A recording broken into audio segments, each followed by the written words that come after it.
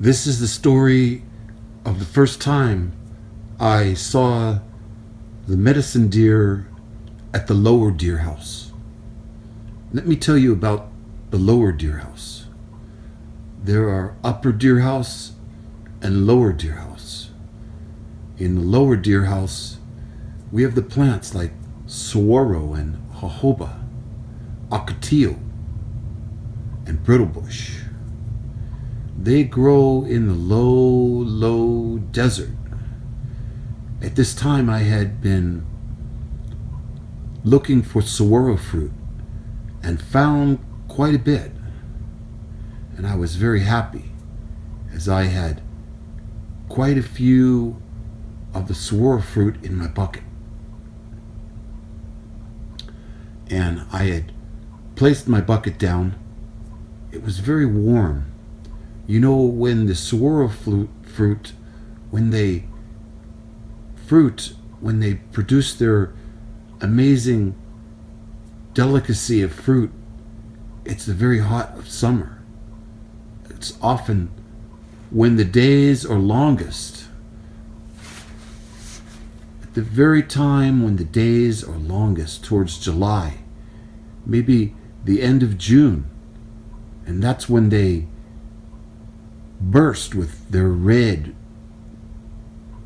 blood red fruit on the very tops of the saguaros, and you take a saguaro rib and you tie it with wire to a cross piece, and then you pull them down and gather them in a bucket.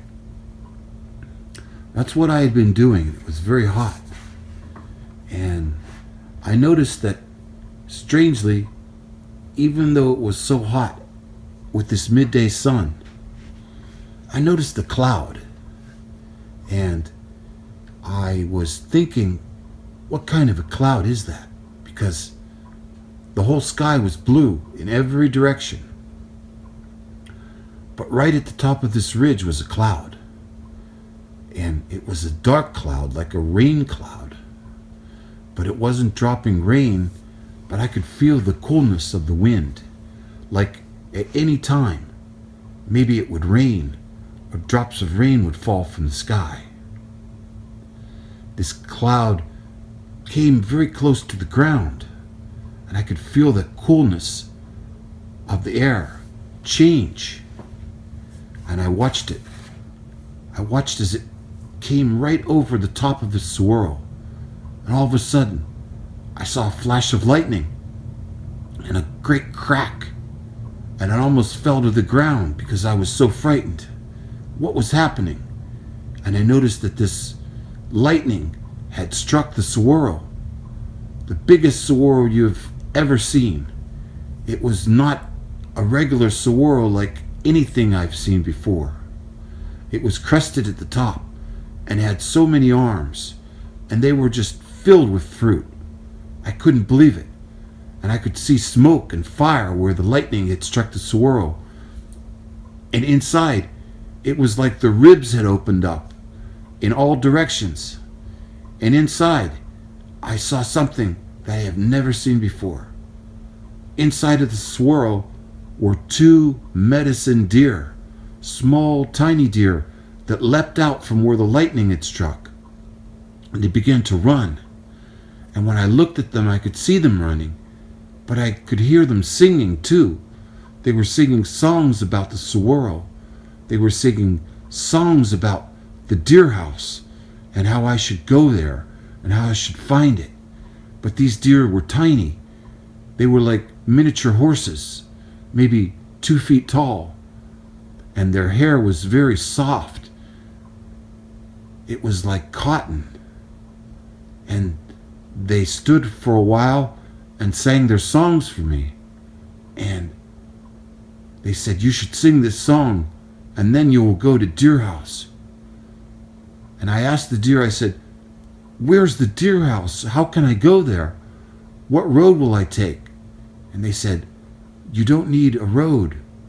You don't need anything.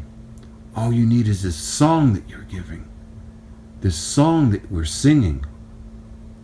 And here's the song that they sang. It wasn't even a song about deer. It was actually a song about birds. It was a song about bluebirds. And the song was like this. Hey Mayanaya, awa mesa. Hey Mayanaya, awa mesa.